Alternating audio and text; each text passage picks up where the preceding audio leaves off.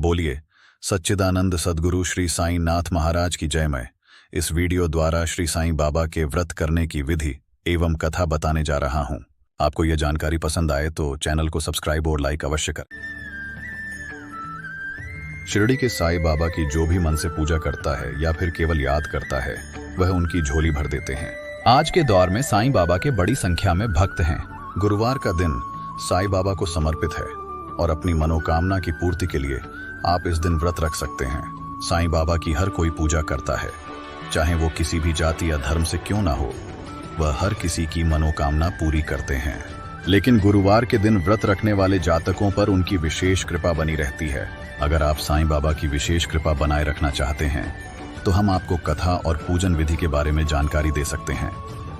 साईं बाबा का हमेशा एक ही मूल मंत्र रहा है और वह है सबका मालिक एक। साईं बाबा का व्रत बहुत आसान है।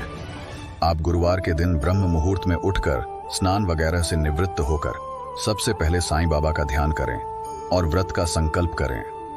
इसके बाद उनकी मूर्ति या तस्वीर पर गंगा जल के छींटे देकर उनको पीला कपड़ा धारण कराएं। फिर पुष्प, रोली और अक्षत के छेदें। धूप, घी से उनकी आरती उतारें और गाएं। इसके बाद पीले फूल उनको अर्पित करें और अक्षत व पीले फूल हाथ में रखकर उनकी कथा सुनें।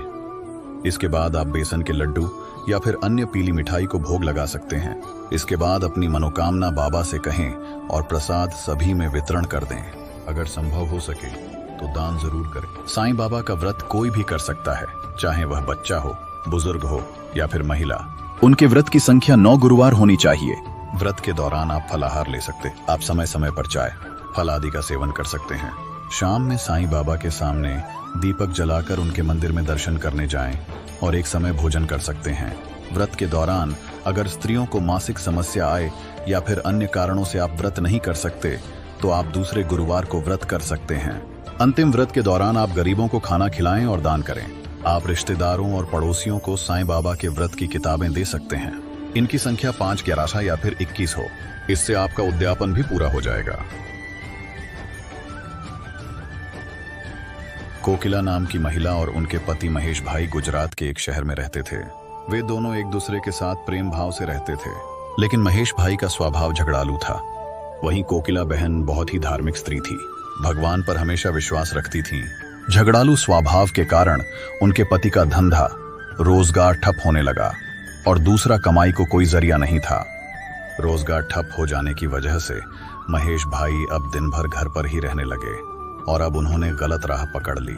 खाली रहने के कारण उनका स्वभाव भी अधिक चिड़चिड़ा हो गया। एक दिन दोपहर का समय था। एक बुजुर्ग इंसान दरवाजे पर आकर खड़े हो गए और उन्होंने दाल चावल की मांग की। धार्मिक स्वभाव की कोकिला बहन ने दाल चावल दिए और दोनों हाथों से उस बुजुर्ग इंसान को प्रणाम किया। बुजुर्ग ने कहा, साईं सुखी रखे। तब कोकिला बहन ने कहा, बाबा सुख मेरी किस्मत में नहीं है। और फिर उन्होंने अपने बारे में सभी जानकारी दी। तब बुजुर्ग इंसान ने कोकिला बहन को साईं बाबा के व्रत के बारे में जानकारी दी।